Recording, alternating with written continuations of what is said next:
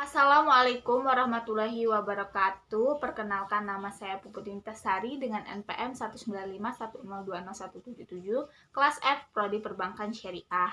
Di sini saya akan menjelaskan mengenai kegiatan field trip yang dilaksanakan oleh Fakultas Ekonomi dan Bisnis Islam Universitas Islam Negeri Raden Intan Lampung yang dilaksanakan pada tanggal 9 sampai 16 Maret 2022 dengan tujuan kunjungan yaitu Bali, Malang, dan juga Yogyakarta. Salah satu kunjungannya yaitu berkunjung ke BMT yang berada di Solo. Pertama, apakah itu BMT? BMT merupakan lembaga keuangan syariah yang beroperasi dalam kegiatan pengembangan usaha produktif dengan target operasionalnya yaitu fokus kepada sektor usaha kecil dan juga menengah atau UMKM. BMT dapat menjalankan usaha pengembangan investasi untuk meningkatkan kualitas ekonomi pengusaha mikro, antara lain kegiatan untuk menabung dan menunjang pembiayaan ekonomi. Sedangkan konsep Baitul Mal menerima titipan zakat, infak, dan juga sodakoh. Sedangkan BMT Arafah merupakan lembaga keuangan syariah yang berbadan hukum koperasi jasa keuangan. Awal ide mendirikan BMT Arafah pada pertengahan Desember 2006 yang dibangun oleh Ustadz Rahmat Setiawan, Ustadz Krisna Adityangga, Ustadz Didik Iskandar. Setelah persiapan yang panjang dan juga matang, pada tanggal 8 Januari 2007, BMT Arafah resmi dibentuk dalam naungan CV Arafah Group. BMT Arafah memberikan produk jasa keuangan berupa simpan, pinjam, dan beberapa layanan jasa keuangan lainnya yang tentunya syar'i dan juga menguntungkan dengan mengedepankan prinsip syariahnya. Pada saat kunjungan, pemateri diisi oleh Bapak Rahmat Setiawan selaku manajer BMT Arafah mengatakan bahwa yang dijadikan dinamika atau perubahan pada akhir-akhir ini adalah perubahan dalam perkembangan dunia 4.0. Zaman sekarang semua masyarakat tidak ingin sulit dalam segala hal. Zaman sekarang maunya yang praktis-praktis saja. Pada tahun 2002 banyak bermunculan bisnis syariah, namun belum stabil dan juga belum bisa bersaing dengan baik sehingga menyebabkan banyak toko yang ditutup. Pada saat itu juga banyak lembaga baru bermunculan seperti lembaga keuangan syariah yaitu BRI Syariah, Mandiri Syariah, BNI Syariah yang sekarang melakukan penggabungan atau merger menjadi BSI atau Bank Syariah Indonesia.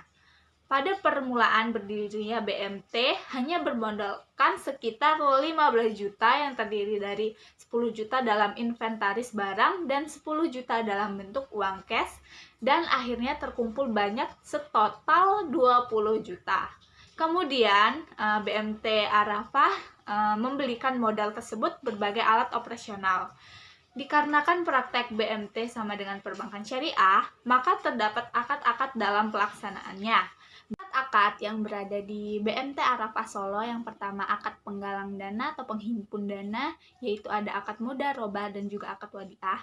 Yang kedua akad pelemparan dana, yaitu ada akad murabahah, istisna, qard, dan musyarakah. BMT Arafah, akad yang paling banyak digunakan adalah akad wadiah. Adapun permasalahan pada BMT Arafah yaitu mengalami kendala dan tantangan, salah satunya adalah pembiayaan bermasalah. Hal tersebut bukanlah hal yang diinginkan oleh lembaga keuangan, termasuk BMT Arafah. Pembiayaan bermasalah merupakan pembiayaan yang terjadi ketika anggota pembiayaan melanggar kesepakatan dalam pembayaran, angsuran, pembiayaan, atau membayar seluruh utang pembiayaan serta bagi hasilnya pada saat jatuh tempo. Nah, akibat dari hal itu adalah sering terjadinya keterlambatan dalam pembayaran dan juga sama sekali tidak ada pembayaran yang telah jatuh tempo. Faktor lainnya yang menyebabkan pembiayaan bermasalah adalah faktor internal. Dalam hal ini, merupakan faktor yang terjadi di dalam perusahaan itu sendiri. Di antaranya yaitu yang pertama, peminjam yang kurang cakap dalam hal usaha tersebut.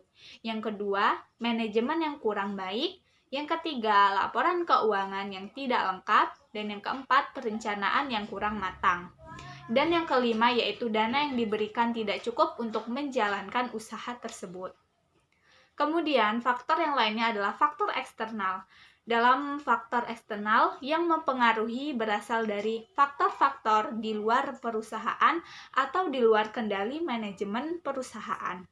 Di antaranya adalah yang pertama, keadaan pasar yang kurang mendukung, yang kedua, daya beli masyarakat yang kurang, dan yang ketiga yaitu kebijakan pemerintah, dan yang keempat, faktor lain di luar usaha tersebut seperti pembiayaan bermasalah atau kenakalan peminjam.